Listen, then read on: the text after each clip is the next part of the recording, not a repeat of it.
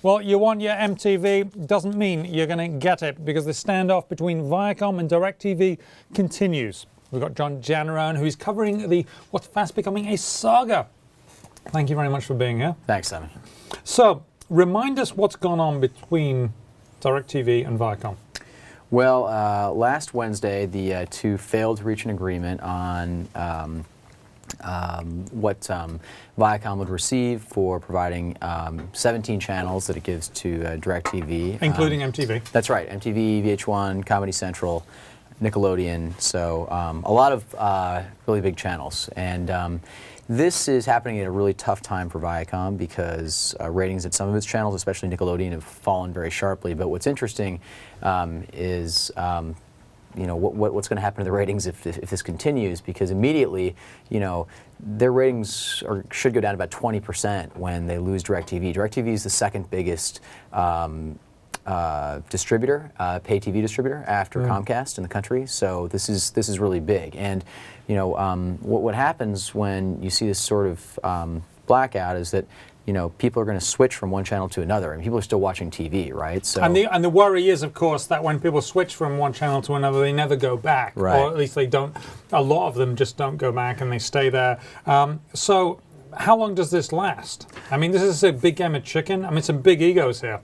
Yeah, I mean, look, both sides want to have a deal. I mean, this is not really in anyone's interest because, you know, DirecTV's customers aren't getting what they want, and Viacom's not getting paid. So you know, it's hard to say though, but it's quite complicated, and you know, there are a lot of factors involved, like when the next agreement comes up for Viacom or DirecTV. I mean, one thing that you know, we've been thinking about is whether or not DirecTV could be in a tough spot if they have another deal coming up soon. Because think about it, think of that. If you know, they already have 17 channels that are not there for their customers, if they have another deal coming up soon, it would be kind of hard for them to drop something else. To have a blackout from multiple programmers would be tough. Apparently, Time Warner Cable is supporting DirecTV and what DirecTV wants. Tell us about that. Well, I mean, they're coming out and saying, just in general, you know, we are, you know, against, you know, excessive fee increases, and you know,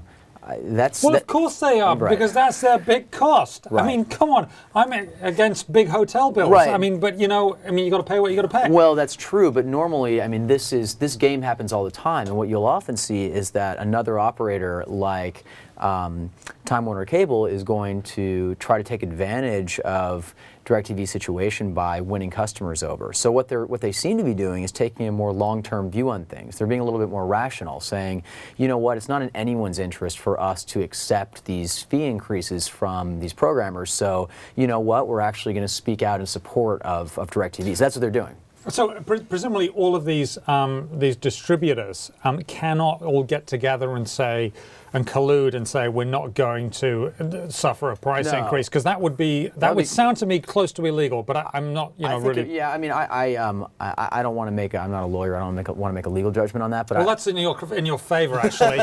So you don't want to make it's a favor. But I mean, but if that did happen, I presume the government would want to be involved, and they would say that's pretty unfair. Well, I mean, you know, it's interesting you say that, because right now, I mean, there's you know, regulators are looking at whether or not the agreements that these operators have are fair, but that's not what's happening here. I don't think that we have no reason to believe they're communicating with each other.